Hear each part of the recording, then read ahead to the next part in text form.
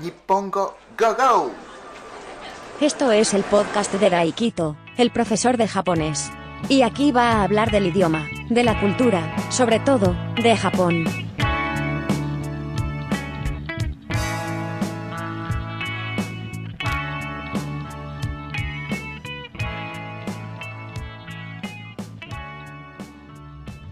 Este es el episodio número 68 de podcast Nippongo Go Go. ¿Qué tal estáis? ¿Qué tal estamos? ¿Qué tal están? ¿Cómo están ustedes? Os quiero a todos. Este es el 68º episodio de este podcast. Adelante un poquito, pero es igual. Muchísimas gracias por escucharme y os quiero a todos. Lo digo otra vez, es igual, porque es muy importante. Os quiero mucho. Gracias por escucharme. Y nada, pues suscribiros y todas esas cosas que digo siempre. Ya llevo 68 episodios, así que ya sabéis qué digo normalmente. Y nada, pues hoy en este episodio voy a hablar del tabú que existe en Japón, tabú que existe en la sociedad japonesa, tabú de esos que nunca va a ser tratado en la tele o en la radio, en la prensa y todas esas cosas, todos esos medios de comunicación. Es un tabú, bastante tabú, parece ser, porque, a ver, yo sabía que existía ese problema. Bueno, no sé si llamarlo problema o no, para mí, desde mi punto de vista. O sea, había oído la existencia de eso. O sea, había escuchado, pero nunca estudié, nunca me informé. Ese problema se llama buraku.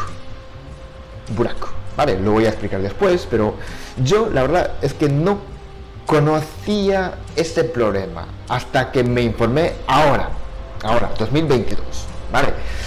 Yo soy de un pueblo interior de Japón, o sea, perdido, digamos.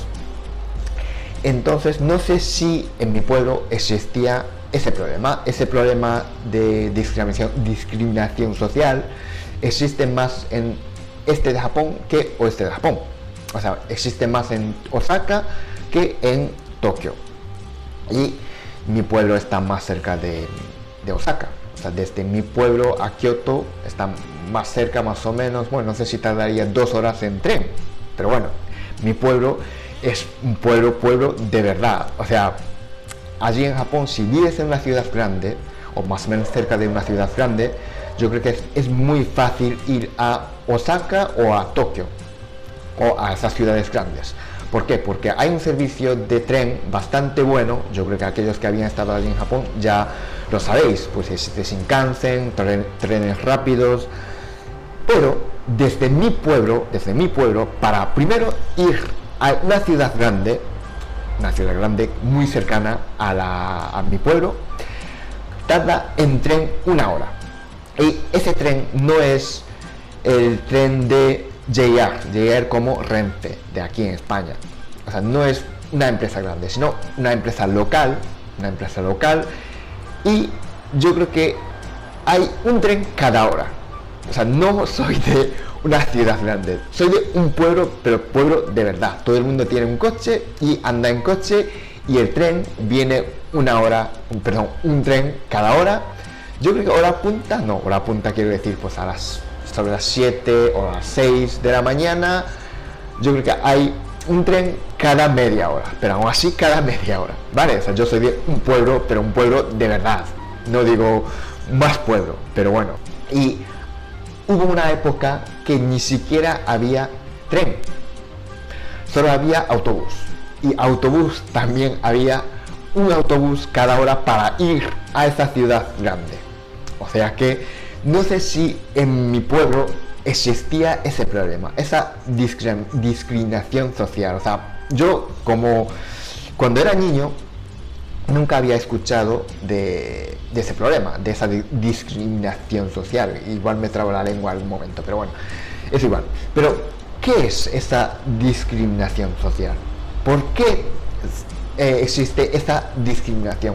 Es por razones de trabajo, o sea, de profesión, razones ocupacionales. Y esto ya de hace muchísimo tiempo, de los ancestros, ¿vale? Hay zonas donde se concentraban las viviendas o las viviendas de la gente que se dedicaba a esos trabajos despreciables de la época. No estoy hablando de ahora, pero estoy hablando de hace tiempo.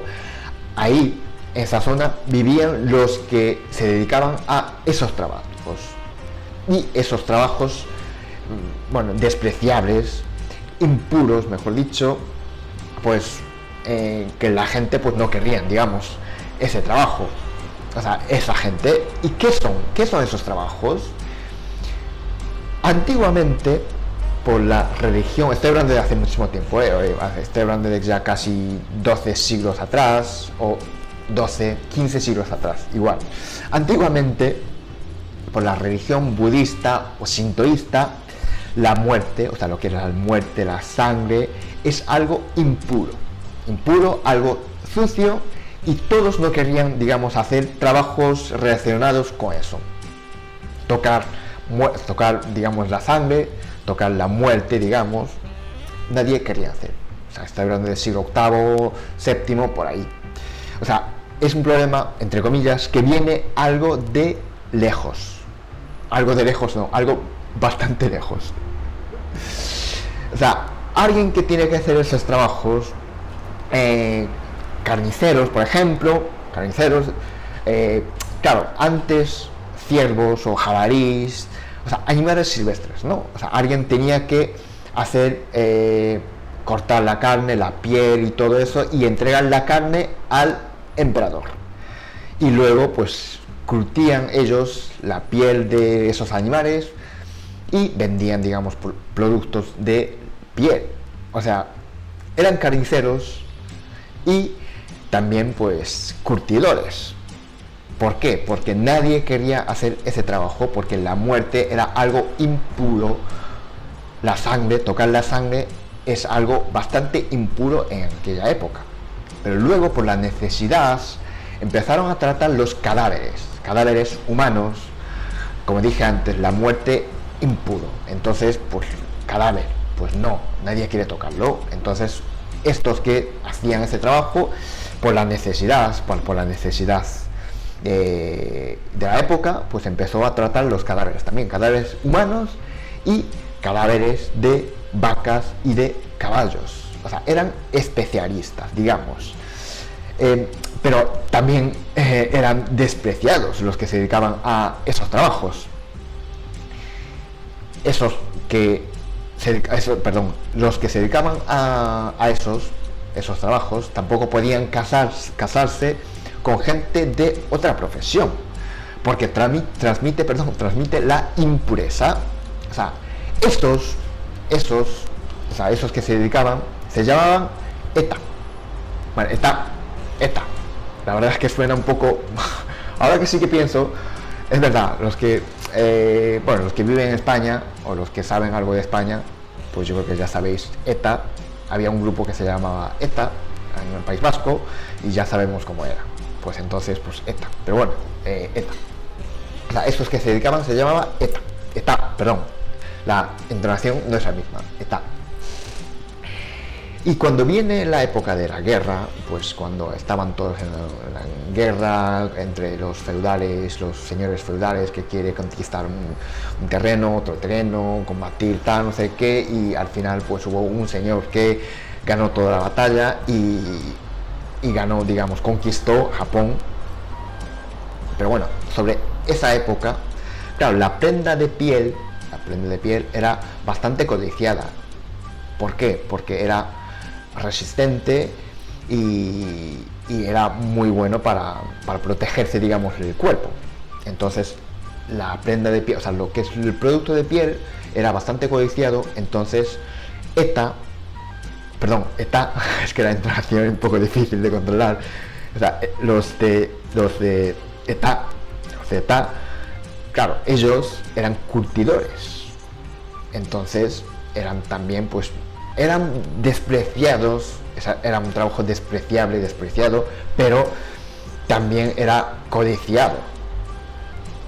Vale, pero luego la época de Edo, el periodo de Edo, cuando conquistó ese señor todo Japón y puso un shogunato, no sé cómo se dice, pero es igual, pues viene época de el periodo de Edo. Entonces viene el cierre del país. No sé si conocéis el cierre del país. Japón estuvo durante 300 años, casi 3 décadas, pues encerrados por la voluntad propia, porque queríamos encerrarnos, pues eso, y ahí no entraban ya productos de piel, o sea, los curtidos, pero ellos, los de ETA, tenían un permiso de del Estado de esa época, o sea, del shogunato de esa época, de shogun, de recoger los cadáveres de vacas y de caballos gratis. O sea, ellos tenían un monopolio, conseguían gratis las materias primas, en este caso, pues eso, caballos, vacas, pues cadáveres, pero bueno, y luego, después de elaborar, vendían los productos. O sea, tenían un monopolio. Pero justo esa época, el periodo de Edo, establece el sistema de estatus, ¿vale? Estamentos, digamos. O sea, hoy en día no existe ese sistema, cada uno es tratado por igual, quiere decir que cada trabajo es tratado por igual.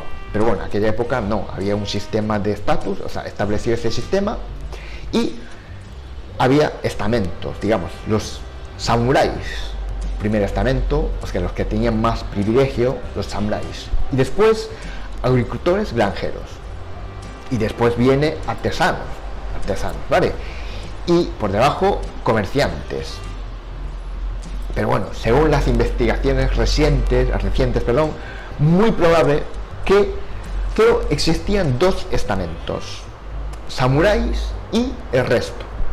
O sea, samuráis, que tenían un privilegio porque existían, porque estaban en el primer estamento, pero después todos los trataban por igual, o sea, todos iguales. Pero abajo de todo eso, los de ETA, los etas, suena un poco raro, pero bueno, o sea, y son considerados, no humanos, vale, ellos no eran personas, porque como dije antes, trabajos impuros, o sea, tratar la muerte, la sangre, era una cosa bastante impuro. Entonces, ellos no tratados no humanos, o sea que ellos no eran personas. Y también había otro grupo en este estamento, otro tipo de personas, ¿vale? No solo los de ETA. Y se llama Hinin, literalmente no humano, no persona. También este grupo de personas pues existía pues ya desde hace muchísimo tiempo, son delincuentes o mendigos, aquella época de, no sé si era siglo VII, VIII, que era una aristocracia que perdió por todo, no sé qué, y el emperador le puso como apellido Hinin, ahí empezó. Entonces Hinin significa no humano, no persona, y son aquellos delincuentes o mendigos, y la mayoría vivía de la limosna, pero algunos se dedicaban a la limpieza o al cuidado de los presos. Pero antes del periodo Edo, podían, digamos, recuperar el estatus si son considerados reinsertables. Hay diferencia con los de ETA. Y Hinin, considerados inferiores que ETA. O sea, ETA estaba por encima de Hinin, pero la diferencia es que Hinin podía, digamos, recuperar su estatus. Y aquí empieza, digamos, la historia de la discriminación. ¿Y por qué el Estado de esa época, del periodo Edo, consideró a estos como no humanos, como no personas? Porque no sé si conocéis la historia de Japón, yo la conozco bastante poco, así que si alguien sabe muy bien y si quiere corregirme, pues ahí adelante. Pero bueno, aquella época lo que es el tributo, lo que son los tributos, los impuestos, eran muy agresivos, entonces los ciudadanos pues tenían muchísimas quejas y cada 2 por 3 pues había revueltas. Entonces, para intentar, digamos, tener un escape de gas. Bueno, escape de gas no sé si decirlo así, pero bueno, por lo menos pues tener algún sandbag, ¿no? Alguien para poder, digamos, para desviar un poco el descontento, la insatisfacción de los ciudadanos, pues considero estos como no humanos. Y claro, los ciudadanos, cuando hay algo que está tal, pues pueden, digamos, a ver, está mal, pero bueno, pueden utilizar como objetos para pagar, digamos, sus insatisfacciones. Y también, históricamente, claro, como dije antes, ETA y Jinin, bueno, sobre todo ETA, ya eran considerados como, bueno, despreciables por su trabajo, porque tocaba la muerte, tocaba la impresa, no tocaba la sangre, entonces eran impuros. Entonces ya eran un poco, ya como, ya existía, digamos, esa discriminación. Entonces aprovechó un poco esa discriminación y claro, por eso el Estado lo consideró también como, pues, como no humano. Pero claro, después de la modernización de Japón, bueno, modernización después de la revolución Meiji y todas esas cosas, pues lo que había antes, lo que es el sistema de estatus, pues lo abrieron. ¿Qué pasa? En ese momento, claro, hasta ese momento tenía ese monopolio, como dije antes, sobre todo los de ETA, los de ETA. Entonces, ¿qué pasa? Que ya no pueden conseguir, digamos, la materia prima gratis. ¿Qué pasa? Viene lo que es el hambre, lo que es la ruina, y tienen que conseguir un trabajo normal. Pero si, bueno, da igual, hijo o descendiente de los de ETA, claro, va a una entrevista de trabajo, quiere conseguir un trabajo, y ¿de dónde eres? ¿De qué parte de tal ciudad eres? Pues yo soy claro, si esa persona es de esa zona donde antes sigue así, pero no sé cómo es realmente, pero bueno, antiguamente se concentraban las viviendas de ese estamento. Claro, tenía, digamos, ese concepto aún de que, claro, después de la revolución, que aún es totalmente reciente, entonces si una persona viene de esa zona, pues persona impura, hasta hace nada no eran considerados como persona.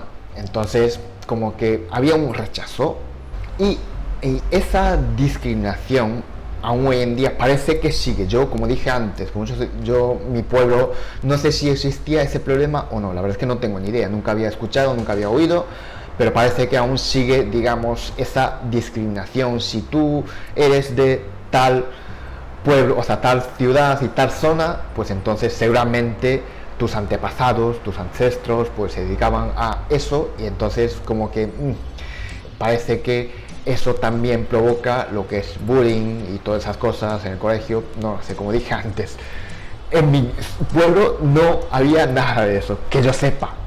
Entonces no sé si, bueno, no sé hoy en día si así o no, pero bueno, aún así sí que aún hoy en día, pues en redes sociales, pues yo a veces veo estas cosas, ¿no? Esas cosas, no sé si relacionadas o no, pues discriminación porque es de ese pueblo, pues de esa zona, y también existe una asociación para, digamos, liberar, para combatir contra esa discriminación.